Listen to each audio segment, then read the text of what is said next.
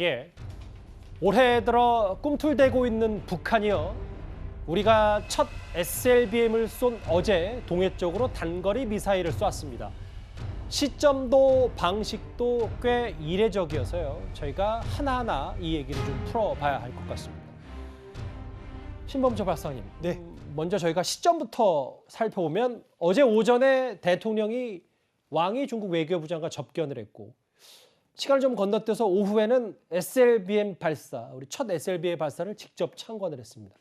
그 사이에 북한의 탄도미사일 2번이 발사된 거기 때문에 북한이 이런 여러 가지 우리 대통령의 일정들을 다 알고 쏜 건 아닌지 어떻게 봐야 되는 겁니까? 알고 쐈을 가능성이 높다고 봅니다. 사실은 대통령께서 SLBM 발사 참관은 엠바고로 이미 알려진 거였거든요. 보도는 늦게 됐지만 그 정도면은 북한도 정보력이 있을 것이다. 그런 것을 고려할 때 탄도미사일 발사를 결심했고 이례적인 발사 형식을 택함으로 해서 선전 효과를 극대화했다. 이렇게 평가합니다. 그러니까 만약에 북한이 대통령의 일정을 알고 그 직전에 쐈다면 우리의 SLBM보다 우리 본인 북한 탄도미사일이 훨씬 낫다. 뭐 이런 것도 자랑하는 셈인 거네요. 그렇죠. 저 탄도미사일은 전술핵이거든요. 우리의 SLBM은 성능은 뛰어나지만 여전히 재래식 탄두기 때문에 그 위력 측면에서는 비교가 될 수 없고 그런 점을 과시하기 위해서 탄도미사일을 선택했다고 봅니다. 좀 중요한 부분이 있는 게 이 부분입니다. 이제 화면이 좀 바뀔 텐데요. 이제 800km를 날아간 북한의 탄도미사일 2발. 근데 신 박사님, 열차에서 쐈단 말이죠? 예, 그렇죠. 이 열사에서 발사하는 방식은 사실은 새로운 건 아니에요. 과거 소련, 냉전 시대의 소련이 그런 방식을 채택한 바가 있고 미국도 미니맨이라는 ICBM을 초기에는 열차에서 발사할 것을 고려했던 적도 있습니다.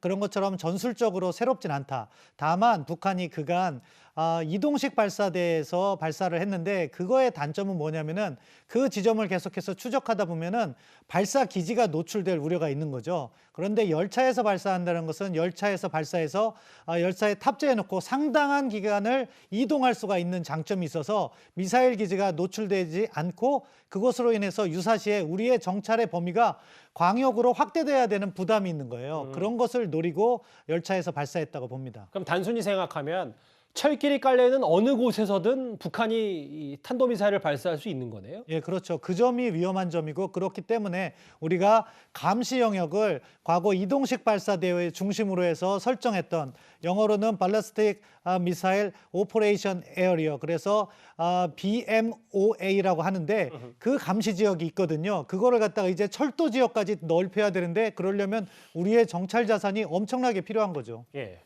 굉장히 이제 재밌는 훈련이긴 하죠. 그 열차에서 미사일을 쏜다는 게 그러니까 각지의 이제 미사일 전력을 분산하는 효과는 있는데 이게 예전에 소련에서 했던 것만큼 효과가 있는지는 좀 의문도 군사적으로 보면 있습니다. 소련 같은 경우에는 그 서부의 우랄 산맥 제외하면은 거의가 평야 지역이기 때문에 열차들이 굉장히 빨리 움직일 수 있는데 북한은 대부분이 산악 지역인데다가 철로가 굉장히 노후화돼 가지고 시속 20에서 30km 이상 그 달리기가 굉장히 어려운 현실이거든요. 그래서 아마 실제로 저런 전력을 전개를 한다면 우리가 굉장히 빨리 파악하고 요격할 수 있는 가능성도 굉장히 높습니다. 뭐 그런 측면도 반대편에 있다. 말씀하셨던 것처럼 기습 공격에 유리하고 요격 확률이 낮다. 그래서 정찰 자산이 우리가 다시 처음부터 생각해야 된다. 근데 열차에서 쏘는 것 단점은 그럼 없습니까? 말씀하신 대로 철로를 완전히 봉쇄하고 열차 같은 경우에도 어떻게 보면 터널 속에다가 은닉하고 있다가 나와서 쏠 거기 때문에 그 터널을 파괴하면은 요격 확률은 확실히 높게 되겠죠. 그런데 제가 감시 정찰 문제를 제기한 거는요. 당일날 이동하지 않는다는 거죠. 일주일 전이나 며칠 전부터 이동을 해서 다른 지역에 배치하면 그거를 다 과연 감시할 수 있을까가 문제가 되기 때문에 우리가 장단점을 잘 파악해서 가장 효율화된 우리가 감시 정찰 체제를 유지하면서 타격할 수 있는 대비 태세를 갖춰야 된다고 봅니다. 문재인 대통령은 어제 우리 군의 첫 SLBM 발사 시험을 참관한 뒤에 이런 말을 했습니다.